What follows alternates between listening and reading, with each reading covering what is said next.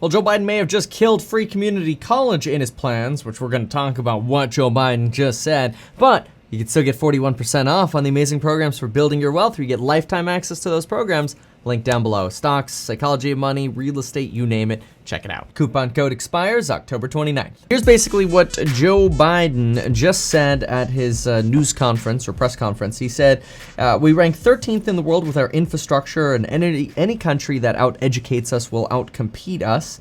He says his two bills, the Build Back Better plan, which is the $3.5 trillion social infrastructure plan, and the bipartisan infrastructure plan, the hard infrastructure plan, those both of these bills are about competitiveness versus complacency, and we need to get them done. Obviously, the hard infrastructure plan includes dealing with things like lead-based pipes, roads, bridges, high-speed internet, getting electric school buses instead of diesel school buses, so on and so forth. Something that he mentioned that was a little bit of a surprise is he mentioned that he doesn't know if he can get his proposed free community college done. My plan gets us back on track. Provides 2 years of high-quality preschool for every child in America. It also makes investments in higher education by increasing Pell Grants.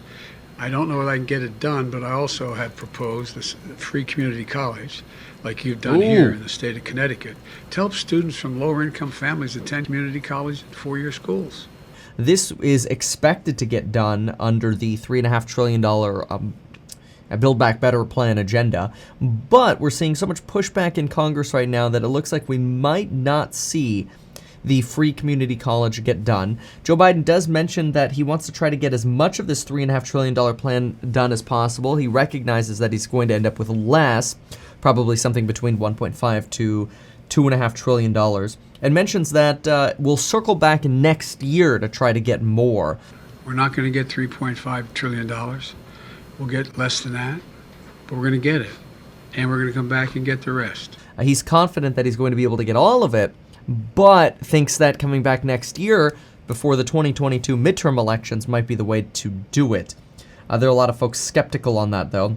There are even now suggestions that potentially Democrats are going to go for very short-term extensions of things like the child tax care credit, which is something that Joe Biden here talked about how in the next 2 months we're going to see that sort of monthly child tax care credit starting in January go away. You get the second half for 2021 on your tax return, and then there won't be any monthly anymore for 2022. Which they're hoping to renew, but they might not. And so their argument is, hey, maybe if we just do short-term extensions, 6 months, 12-month extensions of certain things, maybe they'll become so popular that it'll be easier to extend them in the future. So this is a way they're trying to get that $3.5 trillion package down. Made it clear again, no gas tax increase. No one making under $400K will see a tax raise, with the exception of smokers, though, because there are tobacco taxes coming for that plan. Mentions that 55 Fortune 500 companies paid zero in taxes, goes back to talking about them paying their fair share. One of these examples, of course, is Amazon, $24 billion pre-tax profit in 2020, but virtually no taxes paid.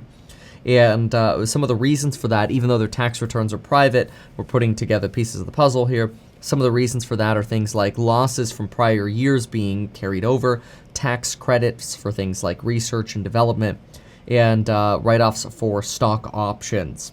So now, obviously, the argument for companies being able to write things off or depreciate their investments and taking these tax benefits is that maybe companies, if they have these tax benefits, will invest more. Others say these companies would have invested anyway.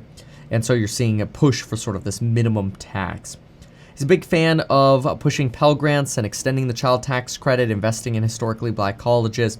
But again, he made it very clear that even though he wants to get a lot of these things done, like getting Medicare expansion to the 80,000 folks waiting to qualify for Medicare, or making sure that they can get vision, dental, and hearing care, or helping the average family with 2 children that spends 26% on childcare every year, or getting more of our children involved in preschool education, like the fact that right now we've only got about half of our 3- and 4-year-olds enrolled in education, whereas in Germany, France, and the UK, they're at about 90% enrolled.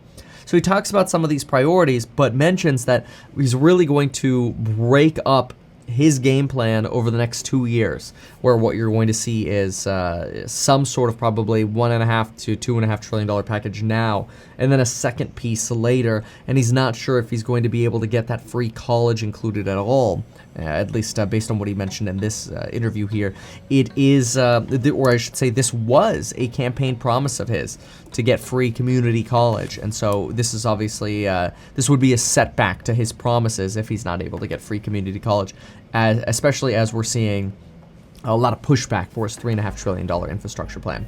So that gives you an update in terms of what the heck Joe Biden just said. Thank you very much for watching, and folks, we'll see you in the next one. Thanks again. Bye.